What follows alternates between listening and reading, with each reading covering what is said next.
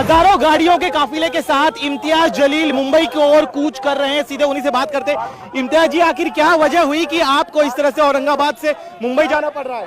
देखिए, मैं सिर्फ औरंगाबाद से नहीं, आज पूरे महाराष्ट्र से लोग इकट्ठा हुए हैं। वो हुकूमत को याद दिलाने के लिए जा रहे हैं हम कि ये राज्य जो है वो कायदे से, कानून से, संविधान से चलेगा। जिस तरीके से जाति, धर्म और मजहब के नाम के ऊपर गंदी घटिया राजनीति खेली जा रही है, स्टेज के ऊपर खड़े रह के मुसलमानों को गाली दी जा रही है, हमारे धर्म के ऊपर गाली दी जा रही है, कोई कार्रवाई नहीं हो रही है, पुलिस खामोश बैठी हुई है, सरकार प्रशासन है तो इसको बढ़ावा दे रही है। और अफसोस के साथ कहना पड़ रहा है कि अदालतों से जो उम्मीद थी कि अदालत ने इसके बारे में कोई सख्त रवैया अपनाना चाहिए, वो भी जब खामोश नजर आ रहे हैं तो हमें मजबूरन सड़क के ऊपर उतर के हमें कहीं ना कहीं सरकार को जगाने के लिए हम जा रहे हैं, उन्हें संविधान की एक कॉपी देने के लिए जा रहे हैं। आप कह रहे हैं सरकार को जगाने के लिए जा रहे हैं, लेकिन आप बताइए आखिर इतना बड़ा हजारों गाड़ियों का काफिला आप अरेंज कैसे कर पाए?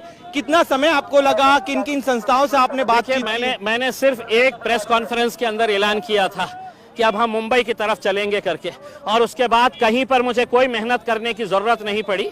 आज आप देखेंगे इतना सारा हुजूम जो है वो इस बात की गवाही दे रहा है कि लोगों के अंदर कितनी नाराजगी है। क्या ये देश, क्या ये राज्य गुंडागर्दी के हिसाब से चलेगा कि कोई कुछ भी कहेगा और हमने खामोश बैठ के सुनते रहना चाहिए? पुलिस ने खामोश बैठ के सुनते रहना चाहिए। महाराष्ट्र का एक इतिहास रहा है, बहुत अच्छे पुलिस ऑफिसर्स यहाँ पर रहे हैं, लेकिन अफसोस के साथ कहना पड़ रहा है कि राजनीति ने इनके ऐसे हाथ बांध रखे हैं कि ये बेचारे भी कुछ कर नहीं पा रहे हैं। अपनी आंखों के सामने देख रहे हैं कि गैर कानूनी कुछ हो रहा है, कोई क्रिमिनल एक्ट हो रहा है, लेकिन कर नहीं पा रहे हैं क्योंकि सरकार ने इनके पूरे हाथों को जकड़ के रखा हुआ। लेकिन देखिए, रामगिरी महाराज का कहना है कि उन्होंने कोई भी गलत बयान नहीं दिया है। अगर आपको आपत्ति है तो आप कोर्ट जाइए।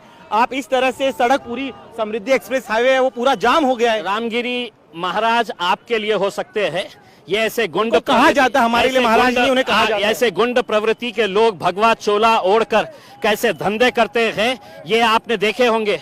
आसाराम बापू के सामने है तो पैरों के ऊपर पड़े रहते थे, लोटांगन करते थे, आज जेल में पड़ा हुआ है। ये भी जो है ये एक घटिया किस्म का आदमी है जिसकी मानसिकता घटिया है, और प्रवचन के दौरान इंसान ने इंसान की हैसियत से कैसा जीना चाहिए करके ये बताया जाता है। तुम्हारा धर्म खराब, तुम जिसको मानते हैं वो खराब, ये सब बातें हैं तो नहीं सुनने के लिए लोग आते हैं करके। तो इसको बुलाया गया है कि तू बोल ऐसा, हम चाहते हैं कि महाराष्ट्र का माहौल खराब हो करके। और उसी दिन महाराष्ट्र के मुख्यमंत्री आकर इनकी पीठ थपथपाते और कहते हैं कि यांच्या केशाला मी हाथ लावू देणार नहीं, इनके बाल को भी मैं धक्का नहीं लगने दूंगा। सोचिए, जो मानसिकता इसकी है वही मानसिकता सरकार की भी है। आप कह रहे हैं सरकार जो है रामगिरी महाराज का साथ दे रही है, लेकिन दूसरी दलील, खासतौर पर मुख्यमंत्री का एक बयान भी मैं आपको याद दिला दूं, जब उन्होंने कहा था कि इनके बाल को भी जो है हम ठेस पहुंचने नहीं देंगे। ऐसे में क्या इस तरह से इतना बड़ा काफिला लेकर जाना एक तरह से सरकार पर दबाव बनाने की रणनीति आप? बिल्कुल, सरकार सोने का नाटक कर रही है। हम सरकार को जगाने के लिए और एक संविधान की कॉपी उन्हें गिफ्ट करने के लिए आए हैं कि आपका हमारा देश, हमारा राज्य जो है, महाराष्ट्र की एक संस्कृति हुआ करती थी। छत्रपति शिवाजी महाराज, छत्रपति संभाजी महाराज, फुले, शाहू, अंबेडकर, पुरोगामी महाराष्ट्र कहते थे। आज उसी महाराष्ट्र की हालत आपने क्या कर दी है? सिर्फ आपने राजनीतिक घटिया सिर्फ कुर्सी हासिल करने के लिए आप दंगे भड़काना चाहते हैं, आप माहौल खराब करना चाहते हैं। आप हर एक को छोड़ दिए हैं स्टेज के ऊपर कि जाओ गाली दो, जिसको देना है, हम तुम्हें हाथ नहीं लगने देंगे, बल्कि तुम्हारी सुरक्षा और बढ़ाएंगे हम। बिल्कुल, आप कह रहे, देखिए ये आपकी दलील, लेकिन एक और आरोप ये भी आप पर लग रहा है, चूंकि लोकसभा चुनाव में एमआईएम का बड़ा वोट बैंक जो था वो उनके हाथ से छिटक गया और अब विधानसभा चुनाव करीब है, इसीलिए इम्तियाज जलील फिर एक बार अपने वोट बैंक को। आपकी गलत जानकारी है। एमआईएम ने कितने सीटें लड़ी है महाराष्ट्र के अंदर, आप ये बताइएगा। उसमें हमने यहाँ पर ये जो लोग जमा हुए हैं ये कोई एमआईएम के पूरे कार्यकर्ता है ऐसा नहीं है। हमने लोगों से कहा था कि तुम किस राजनीतिक पार्टी से ताल्लुक रखते हैं, कौन सी तुम्हारी जमात है, तंजीम है, हमें कोई लेना देना नहीं है।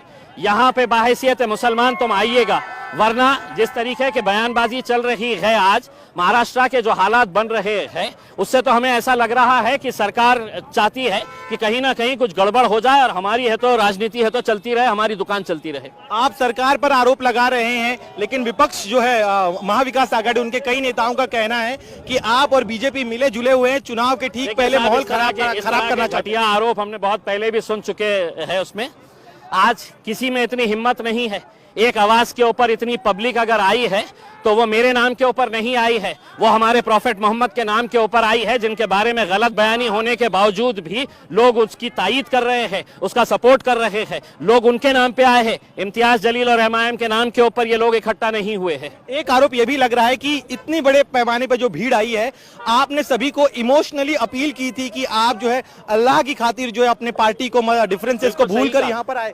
क्या एक तरह बिल्कुल सही है, क्योंकि मैंने जब ये ऐलान किया था तो सबसे पहले आलोचना जो है वो करने वाले कांग्रेस के और राष्ट्रवादी कांग्रेस के मुसलमान थे।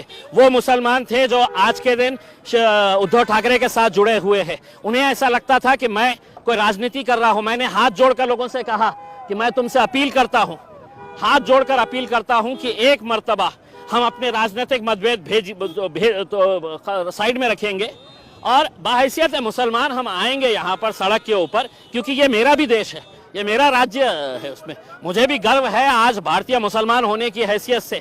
आप मुझे किस तरीके से, मैं क्या गालियां सुनने के लिए आपके बैठा हुआ हूँ यहाँ पे? कोई कायदा कानून नहीं है।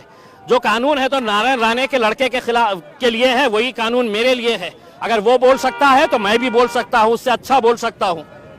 लेकिन आप लगातार दलील दे रहे हैं कि आपकी संस्कृति में नहीं है, सिखाया नहीं गया है, इसीलिए आप भड़काऊ बयान नहीं दे रहे हैं। लेकिन दूसरी तरफ जो आपके विरोधी है वो कह रहे हैं कि आज सही मायनों में एमआईएम जो है वो पूरे दल बल के साथ मुंबई पहुंच रही है और आज तक कभी देखा नहीं गया कि इतने बड़े पैमाने पर इतने संख्या में लोग मुंबई कूच करे हजारों गाड़ियों के साथ। देखिए, मैंने पहले ही कहा था पहली प्रेस कॉन्फ्रेंस के अंदर कि महाराष्ट्र के इतिहास की ये सबसे बड़ी रैली होगी।